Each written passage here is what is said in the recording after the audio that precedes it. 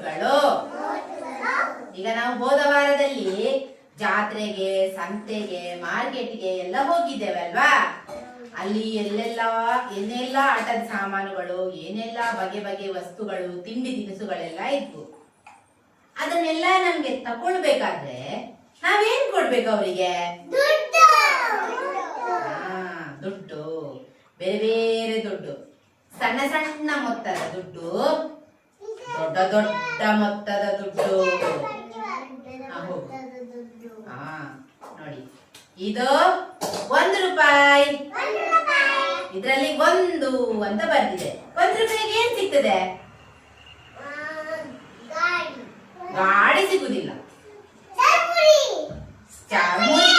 ಚಾರ್ಮೂರಿಗೆ 30 ರೂಪಾಯಿ ಕೊಡ್ಬೇಕು. 1 ರೂಪಾಯಿಗೆ ಏನ್ ಸಿಗ್ತದೆ? 1 ಚಾಕ್ಲೇಟ್ ಸಿಗ್ತದೆ. ಎಷ್ಟು? 1 ರೂಪಾಯಿಗೆ 1 ಚಾಕ್ಲೇಟ್. 10 ರೂಪಾಯಿಗೆ 1 ಪ್ಯಾಕೆಟ್ ಬಿಸ್ಕಿಟ್ ಸಿಗ್ತದೆ. ಏನ್ ಸಿಗ್ತದೆ? ಬಿಸ್ಕಿಟ್ ಸಿಗ್ತದೆ. 2 ರೂಪಾಯಿಗೆ 2 ಚಾಕ್ಲೇಟ್. ಇದೇನು? ಚಿಲ್ಲರೆಗಳು. ನೋಡಿ, ಇದನ್ನು ಲೋಹದಿಂದ ಮಾಡಿರ್ತಾರೆ. ಯಾವ್ದ್ರಿಂದ?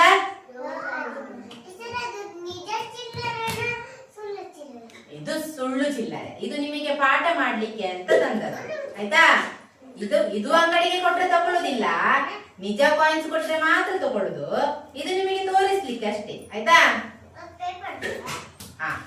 ಇದು ನೋಟುಗಳು. ಈಗ ನಾಣ್ಯಗಳನ್ನು ಲೋಹದಿಂದ ಮಾಡಿದ್ರೆ ಈ ನೋಟುಗಳನ್ನು ಯಾವ್ದ್ರಿಂದ ಮಾಡಿರ್ತಾರೆ? ಈ ನೋಟುಗಳನ್ನು ಯಾವ್ದ್ರಿಂದ ಮಾಡಿರ್ತಾರೆ? ಪೇಪರ್ ಅಲ್ಲಿ. ಯಾವ್ದ್ರಲ್ಲಿ? ಪೇಪರ್ ಅಲ್ಲಿ ಮಾಡಿರ್ತಾರೆ. ಪೇಪರ್ ಅಂತ. ನೋಡಿ, ಈಗ 100 ರೂಪಾಯಿಗೆ ಏನ್ ಸಿಗ್ತದೆ? ನೀವಾಗ ಹೇಳಿದ್ರಲ್ಲ, JCB, ಟಿಪ್ಪರ್, ನಿಮ್ಮ ಗಾಡಿ ಎಲ್ಲ ಇದ್ರಲ್ಲಿ 100 ರೂಪಾಯಿಗೆ ಸಿಗ್ತದೆ. ನಿಮಗೆ ಒಂದು ಚಂದದ ಅಂಗಿ ಬೇಕಾದ್ರೆ ಈ ನೋಟ್ ಬೇಕು, 500 ರೂಪಾಯಿ ಬೇಕು.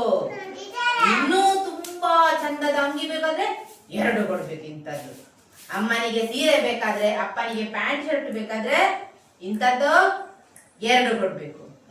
ನಮಗೆ ಒಂದು ಚಂದದ ಮನೆ ಕಟ್ಟಬೇಕಾದ್ರೆ ಇಂಥದ್ದು ರಾಶಿ ರಾಶಿ ದುಡ್ಡು ಬೇಕು. ಎಷ್ಟು? ಈ ದುಡ್ಡು ಯಾವಾಗ ಸಿಗ್ತದೆ ನಿಮಗೆ? ಜಗಳ ಮಾಡ್ಕೊಳ್ಳಿ.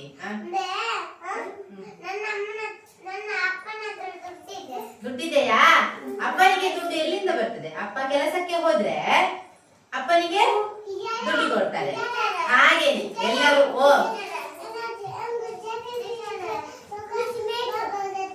ಹೌದಾ?